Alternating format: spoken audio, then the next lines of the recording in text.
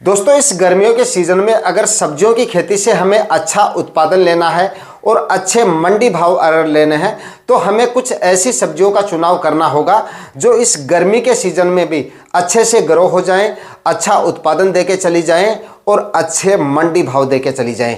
अगर ऐसी सब्जियों का चुनाव अगर इस सीजन में हम करेंगे तो गर्मी के सीजन में भी सब्जियों की खेती करके हम लाखों रुपए का मुनाफा आराम से ले सकते हैं। लेकिन दोस्तों, इस गर्मी के सीजन में हमें सबसे बड़ी सावधानी जो रखनी होती है वो ये रखनी होती है कि जिस सब्जी फसल का हम चुनाव कर रहे हैं वो सब्जी फसल तेज टेम्परेचर, काफी ज्यादा टेम्परेचर जब बढ़ जाते हैं उस टेम्परेचर में भी अच्छे से सरवाइव कर जाए, अच्छे से ग्रो हो जाए और अच्छा उत्पादन दे जाए।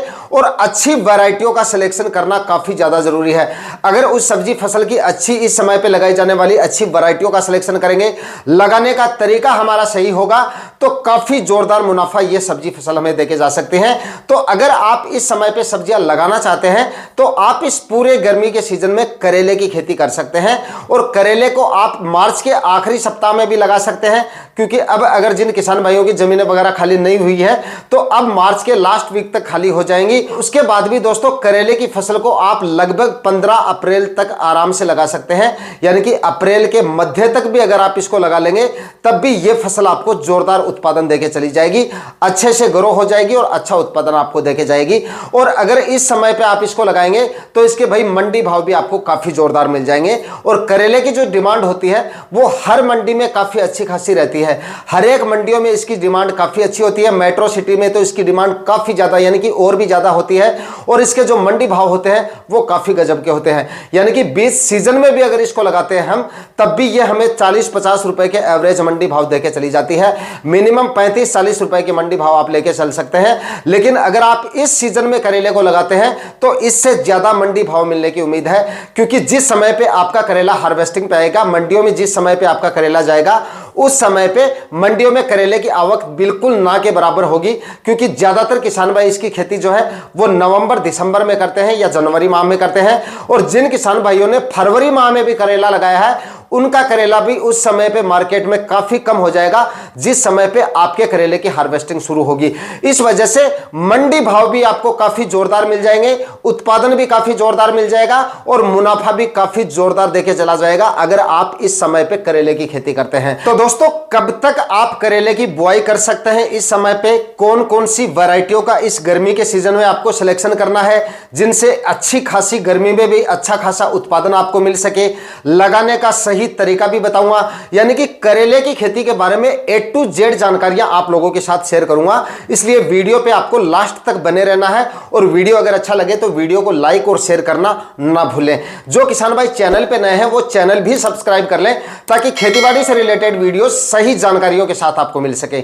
नमस्कार दोस्तों, मेरा नाम है सुरेश और आप देख रहे हैं खेत किसान झुंझुनू। लेकिन इसके लिए काफी जोरदार वैरायटियों का सिलेक्शन आपको करना काफी ज्यादा जरूरी है। यहां पर मैं आपको कुछ वैरायटियों के बारे में बता देता हूं। इन वैरायटियों का सिलेक्शन अगर आप इस समय पे करेंगे तो काफी जोरदार उत्पादन ये फसल आपको देके जा सकती है। इनमें से जो भी वैरायटी आपको एरिया में मिल जाए उन्हीं वैरायटियों का आप सिलेक्शन आराम से कर सकते हैं। तो दोस्तों, यहां पर नंबर 1 पर करेले की सबसे बेस्ट वैरायटी जो है वो है सेमिनस की अभिषेक वैरायटी। आप इस वैरायटी का सिलेक्शन कर सकते हैं। काफी शानदार और काफी अच्छी वैरायटी है। इसका काफी बार मैं सिलेक्शन कर चुका हूं। उत्पादन भी इसका आपको काफी जोरदार मिलेगा और उत्पादन की क्वालिटी भी इस वैरायटी से आपको काफी जोरदार मिल जाएगी।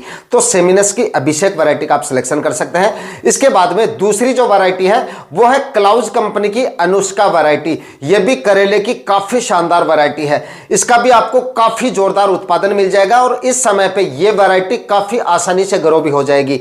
उत्पादन भी अच्छा मिलेगा तो उत्पादन की क्वालिटी भी आपको काफी मिल जाएगी। और क्वालिटी अगर उत्पादन की अच्छी होगी तो भाई मंडी भाव भी आपको काफी जोरदार मिल जाएंगे। तो क्लाउज की अनुष्का वैरायटी का भी आप सिलेक्शन कर सकते हैं। इसके बाद में ईस्ट वेस्ट की एक पाली वैरायटी आती है, इस वैरायटी का भी आप सिलेक्शन कर सकते हैं। यह भी काफी शानदार और काफी अच्छी वैरायटी है। इसके बाद में दोस्तों सिजंटा की एक अस्मिता वैरायटी आती है करेले की। यह भी काफी अच्छी और काफी शानदार वैरायटी है। आप इसका भी सिलेक्शन कर सकते हैं। उत्पादन इसका भी आपको काफी शानदार मिल जाएगा। उसके बाद में ईस्ट वेस्ट की एक प्रगति वैरायटी आती है करेले की। यह भी काफी अच्छी वैरायटी है। आप इसका भी सिलेक्शन कर सकते हैं। यानी कि काफी सारी वैरायटियां इस समय पे लगाई जाने वाली, जिनमें से जो भी वैरायटी आपको मिले है इन वैरायटियों को आप सिलेक्शन कर सकते हैं। इसके बाद में दोस्तों वीएनआर की नंदिता और एक वीएनआर की आकाश, ये भी काफी अच्छी वैरायटी है, आप इनका भी सिलेक्शन कर सकते हैं।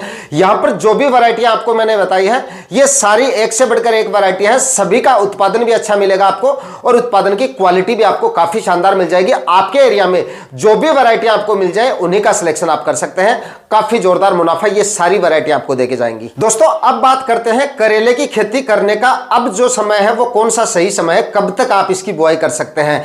देखिए जहां पर लू वगैरह ज्यादा चलती है, काफी ज्यादा टेम्परेचर होते हैं, वहां पर ओपन फील्ड में आप इसकी खेती फरवरी माह से लेकर और 15 अप्रैल तक आप इसको लगा सकते हैं। हालांकि 15 अप्रैल के बाद भी आप लगा सकते हैं, इस बार तो टेम्परेचर थोड़े कम है, लू वगैरह भी चलने के चांसेस कम है फिलहाल, तो अब तो आप लगा सकते हैं इसको। 15 अप्रैल तक तो आप वैसे भी लगा सकते हैं, लेकिन अगर लू वगैरह ज्यादा चल रही है तब 15 अप्रैल के बाद में, 15-20 अप्रैल के बाद में लगाते हैं, तब शुरुआत में आपको थोड़ी बहुत दिक्कतें आ सकती हैं, वरना 15-20 अप्रैल तक आराम से आप इसकी खेती कर सकते हैं। और जहां पर लू वगैरह नहीं चलती है, टेम्परेचर चाहे कितना ही हो, टेम्परेचर भले बढ़ जाए, लेकिन प्रॉब्लम जब आती है जब लू वगैरह काफी ज्यादा चलती है, तो राजस्थान और मध्य प्रदेश जैसे ऐसे स्टेट है कुछ जहां पे काफी ज्यादा लू वगैरह चलती है, तो इन इलाकों में आप 15 अप्रैल के बाद में इसकी खेती जो है वो थोड़ा सा अपने एरिया को देख लें, उसके बाद इसकी खेती करें। बाकी 15 अप्रैल तक आप इसको लगा सकते हैं। और जहां पर लू वगैरह नहीं चलती है वहां पर आप इसकी खेती अप्रैल के आखिरी सप्ताह तक भी आराम से कर सकते हैं। उसके बाद में जुलाई माह से फिर से आप करेले की खेती कर सकते हैं। जैसे ही मानसून सीजन शुरू हो जाता है, लू वगैरह कम हो जाती हैं, तब फिर से आप इसकी खेती कर सकते हैं। जुलाई माह से लेकर जून के आखिरी सप्ताह से लेकर अगस्त सितंबर तक कभी भी आप इसको लगा सकते हैं। लेकिन वो बाद की बातें हैं, फिलहाल अगर आप इसकी खेती करना चाह रहे हैं तो 15 अप्रैल तक आप इसको लगाएंगे तो काफी सही समय है। इस समय पे थोड़ा सा ग्रो होने में थोड़ी सी दिक्कतें आएंगी, सिंचाई के साधन आपको पर्याप्त रखने पड़ेंगे, बाकी और कोई दिक्कत नहीं है। मंडी भाव जो है वो काफी जोरदार देके चलाया जाएगा इस सीजन में अगर आप इसकी खेती करेंगे। और दोस्तों अगर आप 15-20 अप्रैल के आसपास इसको लगाना चाहते हैं और फिर भी आपके एरिया में आप सोचते हैं कि लू वगैरह भी चलती है, तो आपको क्या करना है, अपने जो प्लॉट है आपका करेले का, जहां पे आप करेले की खेती कर रहे हैं, उसके उत्तर और पश्चिमी दिशा में जो ज्वार होती है उसकी एक एक लाइन में बुआई कर दीजिए। ज्वार की हाइट भी काफी ज्यादा हो जाएगी और इसकी वजह से आपकी जो करेले की फसल है, टेम्परेचर मैंने आपको बता दिया, टेम्परेचर से कोई ज्यादा इश्यू नहीं होता है। लू वगैरह जब चलती है तो उससे काफी ज्यादा प्रभावित हो जाती है हमारी फसल। तो अगर आप ज्वार लगा देंगे उसके उत्तर और पश्चिमी दिशा में, तो लू की चपेट में आपकी फसल नहीं आएगी, जिससे फल फूल जो आपकी फसल के वो खराब नहीं होंगे और फसल भी आपकी ज्यादा प्रभावित नहीं होगी। तो ऐसे एरिया में अगर आप हैं जहां पे लू वगैरह काफी ज्यादा चलती है तो आप ज्वार लगा लीजिए। आप एक बेड समझ लीजिए, मतलब कि एक बेड आपने ज्वार का तैयार कर दिया उत्तर दिशा में और एक बेड आपने पश्चिमी दिशा में तैयार कर दिया। इस तरीके से अगर आप लगा देंगे तो ज्वार की जो हाइट होती है वो काफी ज्यादा हो जाती है, तो इस वजह से आपकी फसल में लू की वजह से कोई नुकसान नहीं होगा। दोस्तों करेले की खेती करने के लिए प्लॉट में 1 एकड़ में आपको लगभग 4 ट्राली गोबर की खाद डालनी है, सड़ी हुई गोबर की खाद आपको डालनी है। और उसके बाद में आपको कम से कम 3 कल्टीवेशन करने हैं। सबसे पहले आपको एक डीपली प्लोविंग करनी है और डीपली प्लोविंग करने के बाद में मतलब गहरी जुताई तोता हल से कर लीजिए या फिर आप कल्टीवेटर से कर लीजिए या फिर आप दूसरे अगर डिस्क प्लाव या मोर प्लाव है इनसे आप करके उसके बाद में लगभग 4 ट्राली सड़ी हुई गोबर की खाद आपको जरूर डालनी है, अच्छे से पूरे खेत में बिखेर के।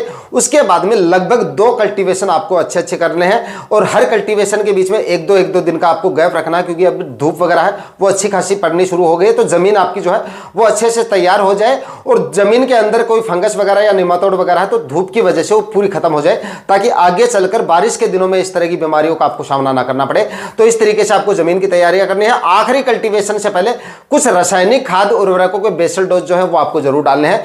50 केजी डीएपी खाद आपको लेनी है, 50 केजी यहां पर आपको जिप्सम काम में लेनी है और 25 केजी म्यूरेट ऑफ पोटाश आपको काम में लेना है और इन्हीं के साथ में 2 केजी सल्फर आपको जरूर काम में लेना है। इसकी वजह से आपकी फसल में आने वाले दिनों में जब बारिश वगैरह होगी तो जड़ से संबंधित बीमारियां भी आपको कम से कम देखने को मिलेगी, क्योंकि ये फंगीसाइड का काम भी करेगा थोड़ा बहुत। और उसके बाद में टेम्परेचर से आने वाले स्ट्रेस की वजह से आपकी फसल कई बार प्रभावित हो जाती है, तो वो समस्या भी आपको देखने को नहीं मिलेगी। टेम्परेचर की वजह से प्लांट भी आपके स्ट्रेस से दूर रहेंगे। काफी अच्छा काम करेगी सल्फर इस समय पे अगर आप डालेंगे तो 2 केजी प्रति एकड़ के हिसाब से जो रासायनिक खाद उर्वरक डाल रहे हैं उन्हीं में आप 2 केजी सल्फर आप जरूर ऐड कर लें और लगभग 20 से 25 केजी यूरिया खाद आपको लेनी है। सभी खादों का मिश्रण तैयार करके आखिरी कल्टीवेशन से पहले डाल के उसके बाद में आपको आखिरी कल्टीवेशन करके उसके बाद में 5-5 फीट की दूरी पर आपको बेड बनाने हैं। 5-5 फीट की दूरी पर बेड बनाकर 25 माइक्रोन की प्लास्टिक मल्च आपको लगानी है। 1-1 फीट की दूरी पर आपको सीड सोविंग करनी है, यानी कि बीज से बीज की दूरी आपको 1 फीट रखनी है और लाइन से लाइन की दूरी 5 फीट आपको रखनी है। बताई गई वैरायटियों का सिलेक्शन करके 1-1 फीट की दूरी पर बीज लगा दीजिए और बंधाई करने की आपको जरूरत नहीं पड़ेगी, स्ट्रक्चर तैयार करने की आपको जरूरत नहीं पड़ेगी। जमीन पे ही आपको करेले के प्लांट को रखना है। इस तरीके से अगर आप करेले की खेती करेंगे तो काफी जोरदार उत्पादन मिलेगा आपको इस समय पे और काफी जोरदार मंडी भाव मिलेंगे इस समय पे अगर आप करेले की खेती करेंगे। लगभग आप ये मान के चलिए कि अगर आप 15 अप्रैल तक भी करेला लगाते हैं इस समय पे तो लगभग आपको 40-60 रुपए के आराम से इसके मंडी भाव मिल जाएंगे। मैंने बता दिया कि काफी जोरदार मंडी भाव मिलेंगे इस समय पे अगर आप करेले की खेती करेंगे। और वैसे भी करेले को आप चाहे किसी भी सीजन में लगा लो, किसी भी सीजन में आप करेले की खेती कर लीजिए, इसके मंडी भाव 20-25 रुपए से डाउन कभी नहीं आते हैं। हर समय पे इसके एवरेज मंडी भाव 20-25 रुपए से कम आपको मिलते रहते हैं।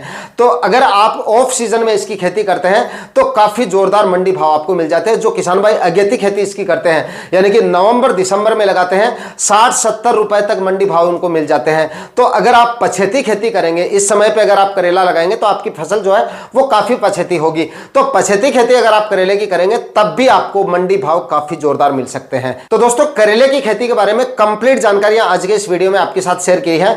उम्मीद करता हूं आज का वीडियो काफी इंफॉर्मेटिव रहा होगा। वीडियो अगर अच्छा लगा तो वीडियो को लाइक शेयर करके चैनल को सब्सक्राइब जरूर कर लीजिएगा। मैं मिलता हूं आपसे किसी और वीडियो में नए टॉपिक के साथ। तब तक के लिए जय हिंद, वंदे मातरम।